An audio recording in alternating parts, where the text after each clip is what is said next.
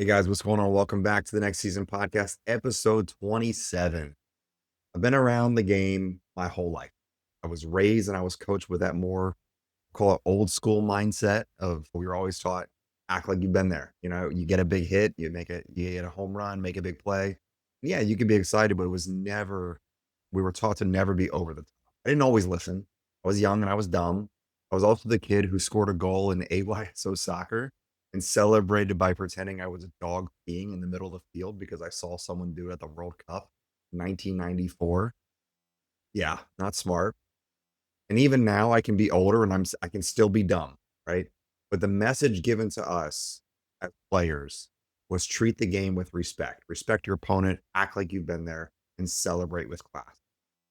What we see in sports world now is different. And I'm not trying to take away individualism and personality and energy and enthusiasm or anything like that. I think it's great. I think it's important. There's a lot that goes too far, in my opinion, especially in a game in a sport that is designed to ensure that you fail most of the time. You're going to get humbled. You're going to get beat. So my question to my players is why put a target on your back or your teammates' back by showboating? Like I said, I've been around the game my whole life. I played, I coach, I now speak with players and coaches, always learning about what makes players tick and what coaches look for. And guys, trust me when I tell you that coaches see everything. They notice, they make notes, and it matters. And there are a lot of things that they look for players to do: hustle and being a good teammate, positive energy, showing up early, staying late, cleaning up, attention to detail, coachability. I could go on all day with a laundry list of traits and behaviors that stand out because they demonstrate the value that you bring to your team and the attributes that will help you develop as a player and as a man. And there are plenty of things that drives coaches absolutely nuts. It's the crap that will get you benched, cut, passed over, even if you have the talent. They're the red flags that you need to avoid if you want to have a career. Now, you already know the basics, right? Again, hustle, it's body language, it's discipline. That's the price of entry. Those are the non negotiables. That's the standard. If you don't have those, you're not even in the conversation. But what I want to get into today are the less obvious things, the behaviors, the mental traps and habits that quietly get players cut or removed from recruiting lists. They're the red flags the coaches are watching for, even if they don't say it out loud. I'm going to say it for them. And I'm going to hit 8 big ones. I'm going to break this into 2 parts. So today we're going to cover 4, and then the next episode I'm going to drop the other 4. And some of these are very specific examples I know that you can relate to, and I know that you've seen. You've probably done some of these. I know I have. These include things that I've witnessed and conversations I've had very recently, even this week. We're going to talk about why these are issues.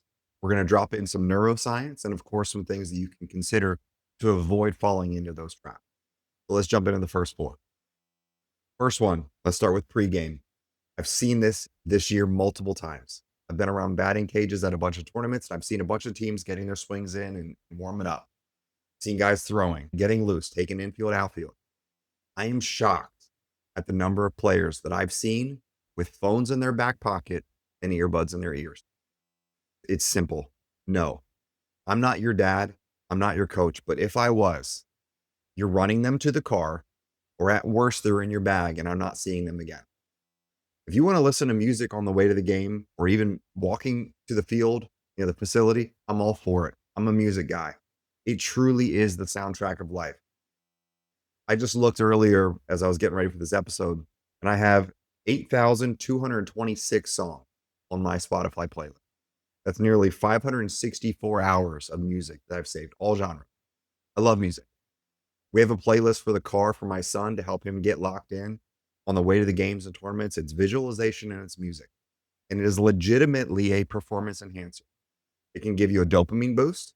It can activate your sympathetic nervous system, which increases arousal and focus. And music with strong beats and rhythms can help regulate movement. So neurologically, it's syncing your brain and body through a process called auditory motor coupling. And that's why you feel fluid when you hit or when you throw or when you're doing anything physical, when you got a playlist of songs that support that movement. Certain songs can serve as neural anchors. They're tied to past performances. So a lot of times we can hear a song or even smell something, and it brings us back to a memory, and we know exactly where we were when we experienced that before. So those songs can say, okay, I'm in the zone, or I'm in the flow, because you've heard that before in a big moment. So it helps you get into that flow state faster. There was a 2020 study in the psychology of sport and exercise that found that music before competition increased confidence and focus, especially when athletes had autonomy over their playlist. So the ability to control the music they wanted to listen to at that. Even brain imaging studies show increased activation in the prefrontal cortex and motor cortex when athletes use self-selected music, again, agency and autonomy, before the training and performance. So this all sounds awesome. It sounds like I'm supporting music. So why am I saying don't have it during warm-ups? It's not the music, it's the timing. It's how you use it. What coaches see when they see your phone in your pocket and they see the earbuds in your ears is that you're not plugged into the team. You're not plugged in physically, you're not plugged in mentally, you're not plugged in socially. You're in your own world. Warm ups are not just about loosening up the arms or legs, they're when your brain and body start syncing with your teammates. So, through movement and rhythm and social connection, neuroscience actually shows us that group movement activates mirror neurons. So, basically, it's when we talk about effective communication and we're thinking about you've heard mirroring somebody, right? It's not just an intentional, purposeful mirroring that you sit and think about, okay, I want to mirror how this person is physically sitting or what they're saying, but just being around somebody and moving in a similar pattern. If you ever noticed when you're walking with a group of people, a lot of times your pace and your steps get in sync. So you walk right leg, left leg the same way they do. You're not even thinking about it. That's mirror neurons. And it helps build chemistry in a sense of wearing this together. So if you're zoning out on your phone, your brain's doing its own thing, and that disconnect can show up in the game. Phones and earbuds are separators, they're barriers. They create separation at a time when you need to connect and align with your teammates. They create me players instead of we players. Of course, it's also a safety issue, right? There's balls flying around, coaches are talking, giving instruction, and you're not present or you can't hear. It can end poorly for you.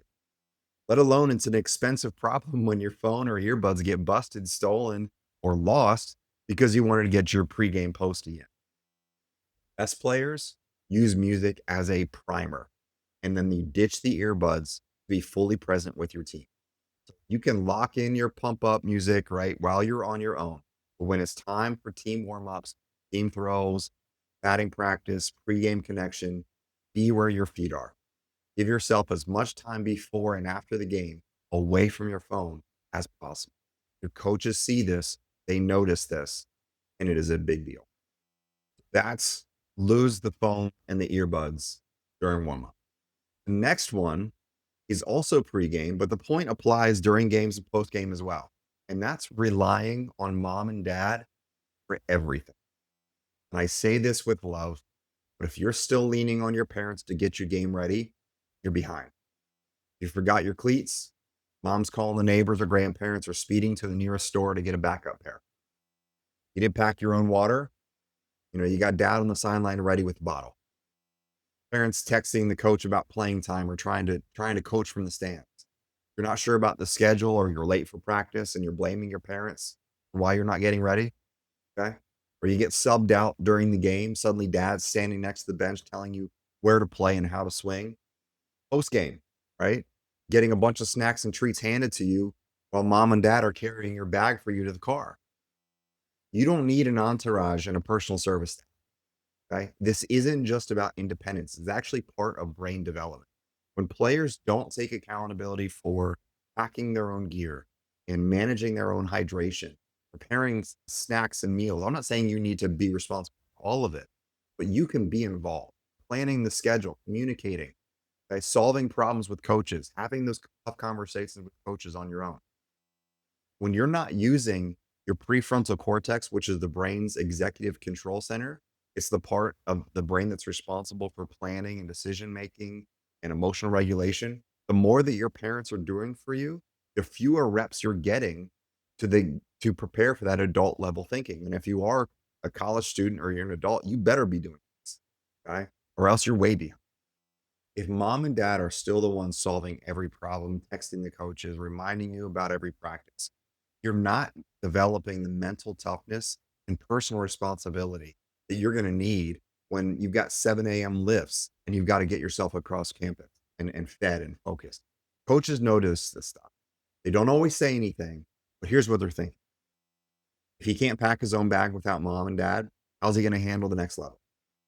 If dad's texting me about playing time, how is this kid going to handle the college competition and lineup battles? Right? If he's looking into the stands every time that he makes a play or messes up, he's not ready for the pressure. I actually talked to a D1 assistant coach not too long ago, told me flat out, I'll watch a game. He said, if I see a parent shadowing every move or the kid looking into the crowd after every at bat, I wonder who am I coaching? Is it the kid or is it the parents? And do I want to deal with that? So the kid might have tools you might rate, right? This might be you, but you might be behind somebody who's doing it on their own. Okay. Take ownership, carry your own bag, manage your own gear. It's a small step, but it shows that you're serious. There's a great quote, and it's been applied in a bunch of different ways, but it's basically we don't rise to the level of our expectations or desires. We fall to the level of our training. And so, players and parents, if you don't start practicing this when you're young and think maybe even younger than you need to, how are you going to handle it when you don't have a choice? If we think about this in a business setting, most organizations are not going to promote somebody based upon what they think they can do. They're going to promote somebody based upon what they've done. I've worked in consulting firms for some of the big consulting firms, and you have to work up to the next level before you get the promotion. You have to prove and make a case that you are ready for that next level before you get it. Okay. There's still potential, right? There's still growth opportunities and stretch opportunities, but you have to prove it now. So start getting those reps in now, gain that independence, gain that personal responsibility, and your coaches will notice it. So that's number two. The first one again is lose the phone and the earbuds during warmups. Second is gain some independence from mom and dad. The third is all about the drip, but you can't get a grip. And I hope you know what I'm talking about with this. It's the guy with the flashy cleats, the custom arm sleeve, the bracelets and the chains. Look, I wear bracelets and necklace too, right? It's the oven mitts, it's the equipment, it's the headbands, it's the towels, it's the eye black that's caked on like your Braveheart. It's 5 bats in your bag, all the loud music, the big walk-up swagger, and that's all fine, right? Fine. It's individualism, it's personality. But when it's game time and the effort and the results don't back it up, so you've got all of that drip, but there's no grip on reality and what really matters. Let me be clear again. I am not anti-swagger. I love intensity. I love personality. I love individualism and style. Look at Kobe Bryant, right? And MJ, Michael Jordan, or pitchers. In my generation, it was Randy Johnson, and there was a glare and there's just pure intimidation around. Pedro Martinez, who's certainly not the biggest, but he was a freaking bulldog on the mound. It was his field when he was on the bump. They had that fire and they had the results to back it up. And the difference is they earned the right to carry that edge. Their preparation matched their presence. But if you put a target on your back with all of that flash and you don't have the fire to back it up, the game is going to humble you. When a coach sees a player that shows up with all of that drip and all of that gear, and they're blasting music and they're doing TikTok dances, and then they coast through warmups or they jog out a pop-up and they flinch at big moments, or they pimp a fly ball that stays in the yard, right? Bat flip a home run when you're down 5.